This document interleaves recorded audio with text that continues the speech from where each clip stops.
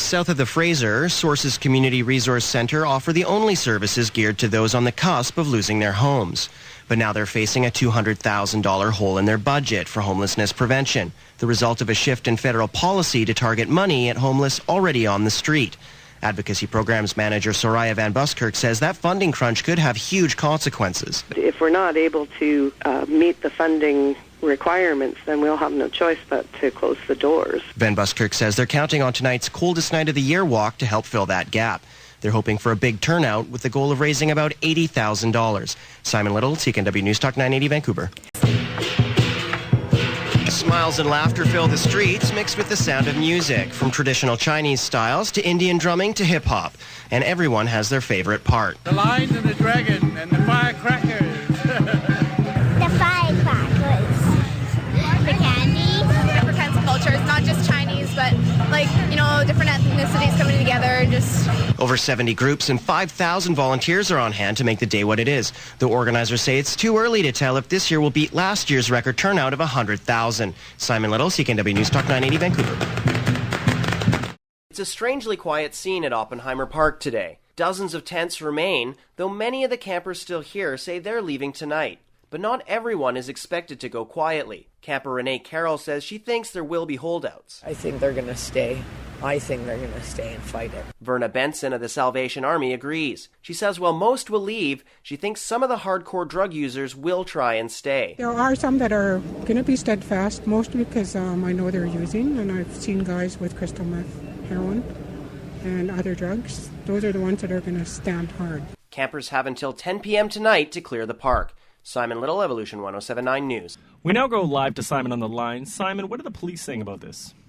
Yeah, so Kyle, the sad news is that a body was found in the park today. And what the police are telling us is that in a tent at about 11 a.m. this morning, a 69-year-old man was found dead.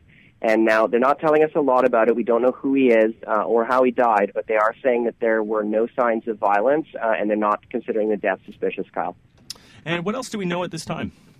Well, I talked to one man down at the park who was living in the park, and he knew the gentleman. He said he was an old-timer who'd given up his home to come down and live in the park and support the campers.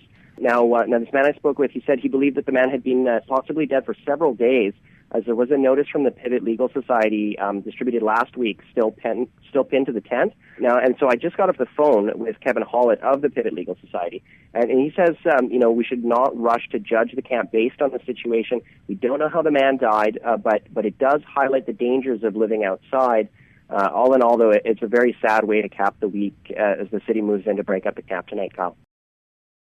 Parliamentarians remained locked down in the House of Commons well into the dark hours as police worked to discover if there was a second shooter in today's attack. Vancouver MP Joyce Murray says she was in a locked room for over 5 hours. She says MPs stayed calm today and that their biggest concern was for the others in the building. I would say grounded, but concerned, not for our own safety. We'd been ushered out of the line of fire, as it were, and we had no idea whether it was one person or more, and my concern was who's down there in the line of fire, and my God, I hope no one else is hurt. The lockdown of Parliament was lifted around 8:30 Eastern Time, but it's still unclear whether the investigation is over. Simon Little, Evolution 1079 News. Good evening, I'm Simon Little with your Evolution News to 9. The massive fire that engulfed a Coquitlam apartment building Monday, leaving nearly 100 people homeless, was not suspicious, says Coquitlam's fire chief.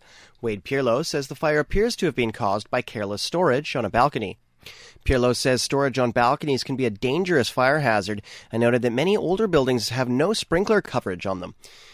The BC Coroner Service is investigating after a snowboarder was found dead on Whistler today. The 29-year-old man, who hasn't been identified, was last seen around 2 p.m. yesterday. When he failed to meet with friends at the lift or in the village, they reported him missing. A ground and air search found his body around 11:30 a.m. today in an inbounds area. He was wearing a helmet. The Coroner Service says it's too early to tell what happened, but his death does not appear suspicious. And the body recovered from a trail near Grouse Mountain last night has been identified as belonging to lost hiker Liang Jin.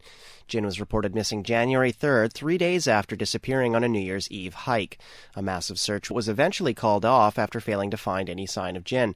Constable Brian Montague of the Vancouver Police Department says it was the tenacity of his family that eventually located Mr. Jin's remains. Time weather permitted, so on nice days, and obviously we've had lots of days that have been conducive to that type of searching. They would go out and hike the trails and look for any signs. And it was on Monday when one of the family members discovered Mr. Jin's body. Montague says it's too early to tell what happened, but ruled out foul play. The file's been handed to the BC Coroner Service.